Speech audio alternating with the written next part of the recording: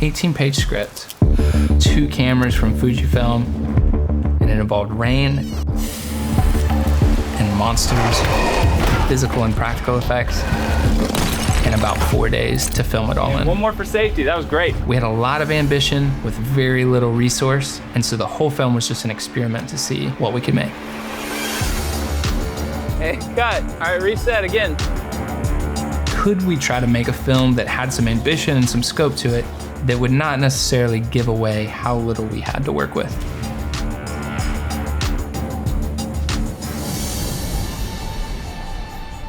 So Breakneck is the story of a video game programmer who is working on an augmented reality horror game, who starts to slowly lose his grip on what's real and what's not real in his own life.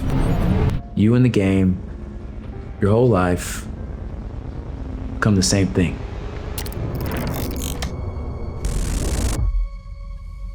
Great, cut, reset. You know, when you put on noise canceling headphones and the noise canceling clicks on for the first time and the whole world kind of goes, what is the visual version of that auditory experience?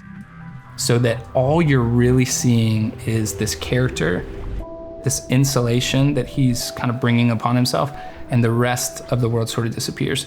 Being able to have a camera that has such a huge sensor allows us to have like a bigger image, but also very shallow depth of field where it feels like he is very alone. We're able to have a very small package that gives a very big image. I remember when we did the first initial camera test, and when we threw it up on a big monitor, it was like, wow, this image is huge. It made even a wide shot feel like a portrait somehow. I felt like that initial camera test gave us a good frame of reference to be like, okay, here's where we can push this camera. The highlights were a little quick to go, so we knew we would have to protect those. But the image before it clipped was so clean. We're opening with a scene, a set piece. That's kind of the prologue to the film. It takes place 100 years ago. It's a bunch of workers putting a water pipe in the ground. The crew's so small, the budget's basically nothing. So everybody in the crew has got to be in the film at a certain point. That's the reason we don't have any BTS from that particular moment, because the BTS guy is carrying the water pipe. That's my brother in the background. This is Preston, our gaffer. Grayson right here, our camera operator. This is probably the most handsome person in the whole movie. No, I'm just kidding. Let me erase that draw. What I love about GFX100 II, the depth of field. Her right eye is sharp, her left eye is not sharp. I've got off on the right here, a 4x6 unbleached mud, so it's nice and warm on her skin. Because of the size of the sensor, you're able to get so much depth, and you don't have to get right up on someone's face. How do we move fast? How do we move efficiently? But still like allow talent to be able to do their job. Action. So often equipment is built as opposition, not as an enabling sort of partnership. You know, if your camera package is 30 pounds, then you gotta have a gimbal of a certain size or a huge dolly. What if you have stairs in your location? Now it takes 4 people to carry that dolly, and then you need a truck to put the dolly in, then you need a place to park the truck. All of a sudden your footprint goes like this, and it's all because of this one decision about having a large camera. You have a small camera, that has the same ripple effects, but the end result is flexibility and speed and opening up creative options for yourself. What the camera did for us is it gave us that large image, but in the tiniest package possible. That would unlock the second thing for us, which was like making multiple cameras work. And that was the only way we were gonna get through this amount of material in the amount of time we had. Day 2, how are we feeling? Day 2, good, feeling good. How are you feeling? I'm feeling great, I'm feeling great. The approach was basically, can we have one camera on a gimbal that is moving around on a small crane, and then the second camera lives in more of a studio build. It was about 4 pages of dialogue, so it's kind of a lot to get through. And I knew that we wanted to start on the outside of this conversation and eventually end up inside Michael's eye lines, follow the progress emotionally over the scene, and cross the line to show that like, all right, he's committed, he's a little deeper. He's being pulled along. That allowed us to live on this side from then on. Project checklist. Let's help measure the output of the team as we get into the grind. So now it became, we're inside here and we're in this profile looking at Michael. Until you were right there at the end of the scene, straight down the barrel, close up on both guys. Michael, tell me you've got this. We did the same thing for this big dialogue scene around the conference table. And that's every director's like worst nightmare. You've got 10, 12 people around, and now you've got to think about eye lines. And I set up for myself, every time an eye line changed, the camera position should change. So you're talking about a tremendous amount of setups for that feeling of somebody being looked at and the audience feeling like they're being looked at.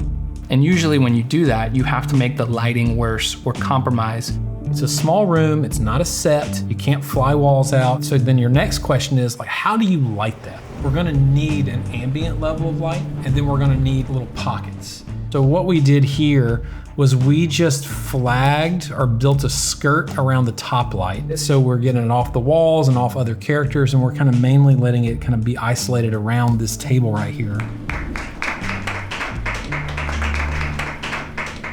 Great job. And cut. That's it. Those were angles. Wrap it on up. Day 2 done. Day 2 wrap. How are you feeling, Monkey? Pretty good. Everyone's like, Michael, he's the best actor.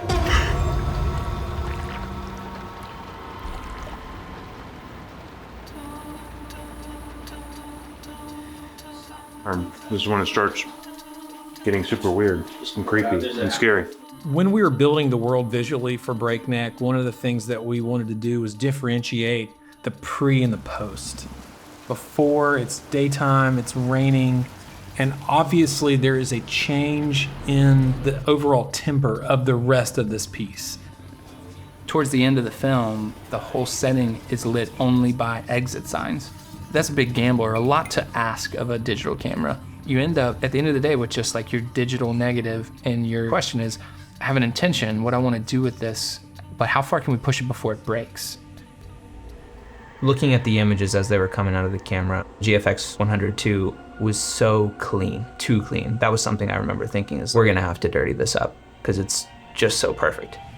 This entire sequence has almost a heightened dreamlike reality. The reasoning for that being that, I don't know, am I allowed to spoil the film? All right, so going straight from the shot directly out of camera. There's so much color happening here. And if I go to our global look, you can just see how much we're taking a very clean signal from the camera and crushing it down. My clip level adjustments, I've just boosted it up a little bit. Yeah. There's some savvy sat curve stuff going on just to kind of rein in the saturation.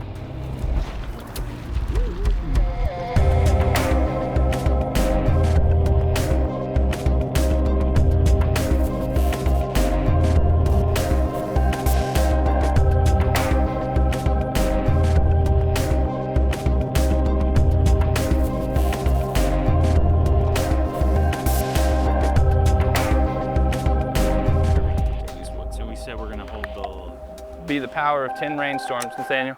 How are you feeling? I'm like totally wet. It's a little cold. Because it was cold and we're making our own rain machines, and so everybody's soaking wet. And you know, that's like a combo that just, you want to kill morale. It's like put everybody outside in the middle of the night in December and then, you know, hit them with a garden hose. We just started. It's a lot to do tonight. Buckle up.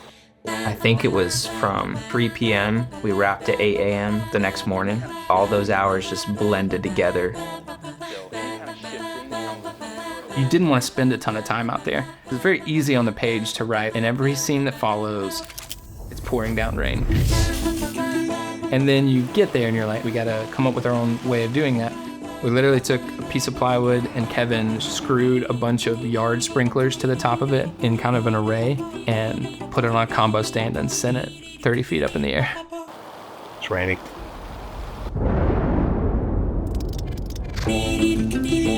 How do we see everything at night when we don't have the right equipment? Rain, putting atmosphere in the world, helps create depth. We just pushed the camera right up to the edge where the noise starts, and then we peppered a couple aperture lights. Rain's only gonna show up where it's backlit. If you have an area that has a light in the deep background, we need rain on that light. But if there's no rain in between, it's okay. That's one thing that GFX was also great about, is like all that being sort of out of focus made it so you got away with the cheap version of rain machines that we made.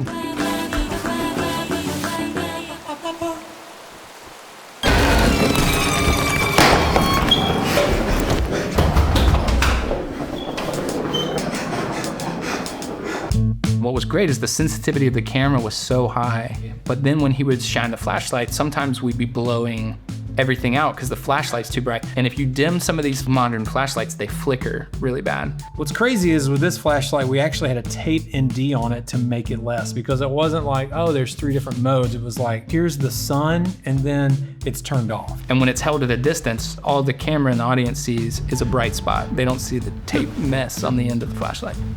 She's pretty good. It's a little late. What time is it? It's 2:16. I feel like we have a lot left to shoot. Left, right, puddle. 2, 1, go! That thing. Tomorrow night, maybe sleep time, and next morning sleep time also, but not right nighttime sleep now. Yeah, sleep time now. That's what I heard. You know what I'm saying? I know what you're saying. Yeah, that's right, see?